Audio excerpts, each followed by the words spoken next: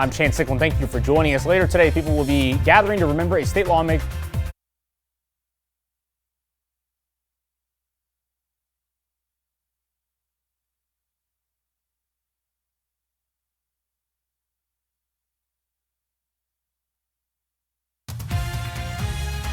Welcome to KX News on the Go. I'm Chance Sicklin. Thank you for joining us. Later today, people will be gathering to remember a state lawmaker who passed away last week. But state leaders say Josh Christie will be missed in more ways than one. He passed away on February 18th. He served in the state legislature from District 27 in Fargo.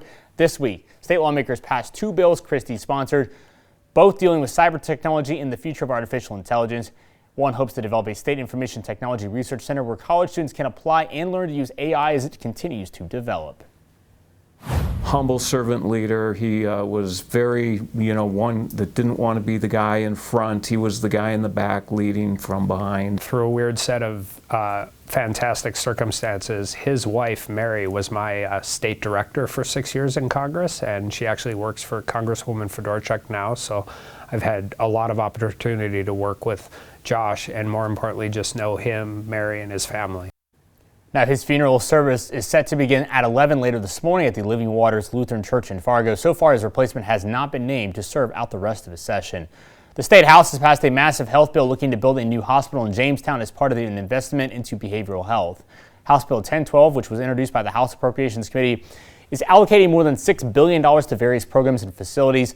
The Jamestown Hospital would cost an estimated $332 million and will take the place of the old one. That hospital will serve the public, including people with behavioral health challenges, substance use disorders, and even sexual offenders. Now, the bill also provides millions of dollars for permanent housing grants, opioid addiction recovery, and tobacco and vaping programs, amongst other things. However, not everyone was on board with the bill. The main concern people had is with the Jamestown Hospital providing centralized care. During the hearing for the bill, Senator Tim Mather and others cited research showing that community-based care is more effective. It is not an asylum. It is, I think the average turnaround for patients at the state hospital is like 72 days. So they go in for treatment, and whether it's behavioral health or substance abuse, and then they're released back into the community. It's desperately needed, in my opinion. Maybe a group home, maybe a daily therapist, maybe group meetings once a week. And so all of those things can be provided in the home community, and they're not available when you provide treatment in a centralized facility like in Jamestown, North Dakota. It did pass 52-35 and now heads to the state Senate. And if it passes, it'll head to the governor's desk. All right, getting the right support at the right time can make all the difference for people facing mental health challenges, substance use disorders, or brain injuries. In North Dakota, a Medicaid program is helping nearly 900 people stay in their homes and communities while they receive the care they need. Now, state health officials are looking to renew and improve that program, and they want to hear from you. North Dakota Human Services is asking for public's feedback on a 5-year of the Medicaid 1915I program.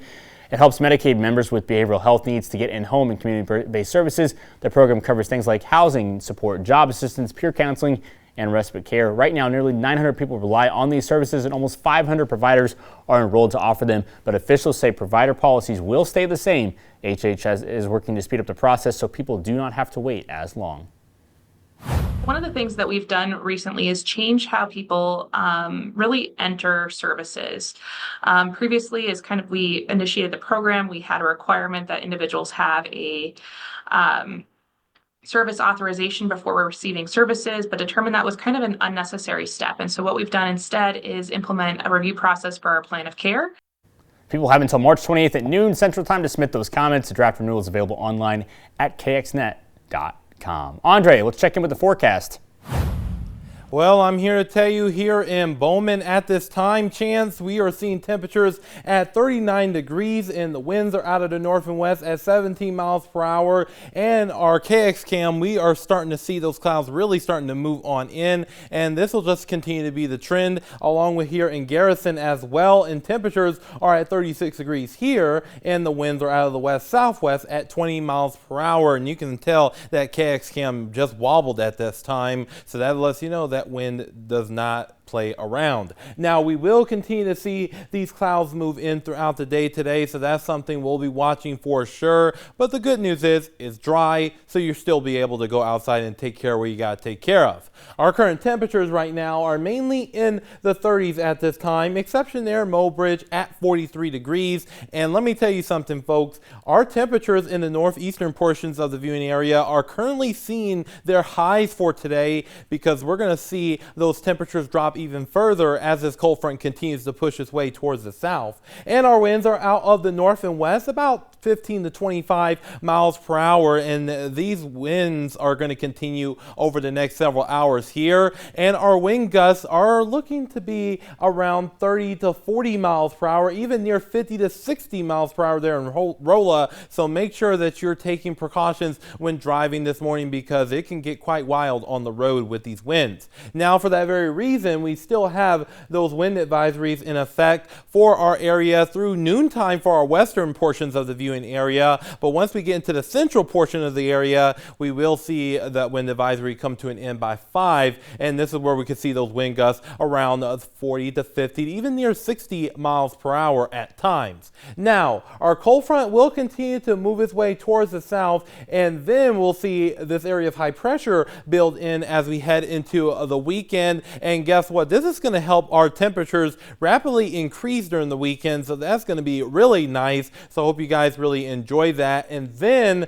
we're going to be watching this area of low pressure here, and that could provide us with a little bit of precipitation as we head into our Monday and Tuesday, and that's something we're going to be watching very closely. So make sure you tune in to KX News on the latest on this. Now, we will continue to see those temperatures decrease over the next few hours here in the northeastern portions of the viewing area, including there in Rugby and in Bottineau, and also in Harvey as well. So that's something we're going to be watching very closely throughout the day, and that's going to persist into the afternoon hours too. So that's something to keep in mind. So make sure that you have some jackets, some light jackets in those northeastern areas. Now, overnight tonight, we will see those temperatures eventually drop down region-wide into the teens and the 20s, and we could even talk about maybe a few single digits in our northeastern areas. But for our Saturday, we will see those temperatures increase into the 30s, 40s, and even some 50s potentially as well. And the clouds will continue throughout the day today with a small chance of precipitation for our northeastern areas. And then those clouds will just continue to loom, and that could impact those planetary alignment viewings tonight. So that's something we're going to be watching very closely. So if you're in those clear areas, send us some pictures of those, because that's going to be very nice, and we will continue to see those clouds throughout the night tonight into our Saturday, and then a lot more sunshine as we head into our Sunday. And the wind gusts will continue to go on down throughout the day today, especially as we get into the evening and overnight hours. And we will see those temperatures increasing as we head into our Sunday for Williston and also for Dickinson as well. So that's something we'll be watching. And also for Minot, we will see those roller coaster temperatures over the next several days, along with here in Bismarck as well, with an increase in cloud cover as we head into Monday and Tuesday of next week. So Chance, it looks like conditions are all over the place. Thanks, Andre. All right, for KX News, I'm Chance Thicklin. Have a great weekend.